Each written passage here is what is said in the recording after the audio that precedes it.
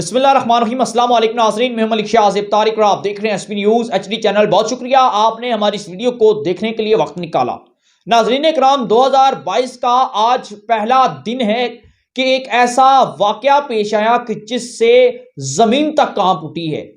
ناظرین اکرام، آج ایک ماں نے اپنی 3 معصوم چھوٹی چھوٹی کلیوں، چھوٹی چھوٹی معصوم بچیوں کو اپنے ہی ہاتھوں سے ذبح کر دیا، اور اس کے بعد ماں نے اپنے ہی معصوم بچیوں کو ذبح کرنے کے بعد جلا کر راکھ کر دیا ہے۔ ناظرین اکرام، اس واقعے کی طرف جانے سے پہلے میں آپ کے ساتھ ایک بات ضرور کرنا چاہوں گا کہ اس ماں نے اپنی معصوم بچیوں کو غربت سے تنگ آ کر دنیا سے نجات دے دی، زندگی سے نجات دے دی۔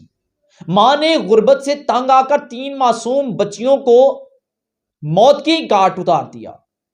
آج تک اس بات کی سمجھ نہیں آئی کہ جس عوام کے حکمران اتنے زیادہ امیر ہوں، جس عوام کے حکمرانوں کو، اقتدار میں بیٹھے ہوئے حکمرانوں کو، اسمبلیوں کے اندر بیٹھے ہوئے ایم این ایز اور ایم پی ایز کو لاکھوں روپے تنخواہیں، مرات، گاڑیاں، پروٹوکول گھر دیا جاتا ہے، اور پھر اس کی عوام غریب کیسے ہے؟ ناظرین اکرام، میٹرک پڑھا ہوا ایم این اے، ایم پی اے، جن کو اسمبلیوں کے اندر لاکھوں روپے ماہانہ تنخواہیں دی جاتی ہے، سالانہ کروڑوں روپے تنخواہیں دی جاتی ہیں، جن کو مراد دیے جاتے ہیں، پروٹوکول دیا جاتا ہے، دنیا کی ہر آسائش دی جاتی ہے، اس کی رعایا، اس کی عوام اتنی زیادہ غریب کیسے ہو سکتی ہے کہ وہ اتنی زیادہ تنگ ہو چکی ہے کہ خودکشیاں کرنے پر مجبور ہو چکی ہے؟ ناظرین اکرام، آج ہمارے حکمرانوں کو چیز سے غرض نہیں ہے کہ عوام کیا ہے، عوام کیا کر کیا رہی ہے، عوام اپنا گزر بسر کیسے کر رہی ہے۔ ناظرین اکرام، میں ان حکمرانوں سے مخاطب ہوں کہ آج عوام کو اس چیز سے غرض نہیں ہے کہ آپ کے اوپر کیا مصیبتیں آئی ہیں، کیونکہ آپ لوگوں کو اپنے اقتدار کی کرسیوں سے غرض ہے، آپ کو اپنی سیٹوں سے غرض ہے، آپ اقتدار کی پجاری ہیں۔ عوام کو یہ نہیں چاہیے کہ آپ نے آئی ایم ایف سے قرضہ کتنا لیا، عوام کو یہ اس سے کچھ لینا دینا نہیں ہے کہ خان صاحب تقاریریں کیسی کر رہی ہیں، ماضی کے اندر حکمرانوں نے تقاریریں کیسے کی، تقاریروں کو کمپٹیشن کرنے والوں حکمرانوں بات سنو۔ آج جہلم کے اندر جو واقعہ پیش آیا، اس نے صرف اور صرف جہلم کی نہیں بلکہ پورے پاکستان کی سرزمین کو ہلا کر رکھ دیا ہے۔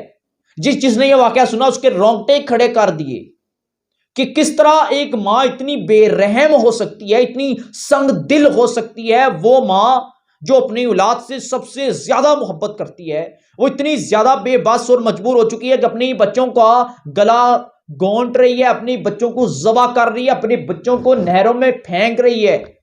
ناظرین اکرام، یہ واقعہ جہلم ہے۔ ہمارے وزارت اطلاعات فواد چودھری صاحب، جو کہ اپنی حکومت کی تعریفیں کرتے ہیں، ٹی وی چینلوں پہ بیٹھ کر خان صاحب کے قصیدے پڑھتے ہیں، اپنی حکومت کی مقبولیت کے حوالے سے جھوٹے منفی پروپیگنڈے کرتے ہیں، اپنی حکومت کے لیے یہ دن رات ٹی وی پر جھوٹ بولتے ہیں۔ فواد چودھری کے یہ علاقے کا واقعہ ہے۔ فواد چودھری کے جہلم کی تحصیل پنڈ داد خان کے نواحی قصبہ ہرنپور، یہ وہاں کا واقعہ ہے۔ ناظرین اکرام، ہوا یہ کہ یہ 3 بچیاں ہیں۔ ناظرین اکرام، ایک کی عمر 5 سال، جس نے ابھی کچھ دیکھا ہی نہیں، جسے ابھی یہ تک نہیں پتا تھا کہ دنیا ہے کیوں، دنیا کے اندر ہم آئے کیوں ہیں، دنیا ہے کیا چیز، لفظ دنیا کا ابھی اسے الف تک کا پتہ نہیں تھا۔ 5 سالہ زویا، بہت پیاری سی بچی۔ ماں نے دیکھا کہ بچی جب کھانا مانگ رہی ہے، دینے کے لیے کچھ پاس نہیں ہے، تو ماں نے اٹھائی چھری اور بچی کو ذبح کر دیا۔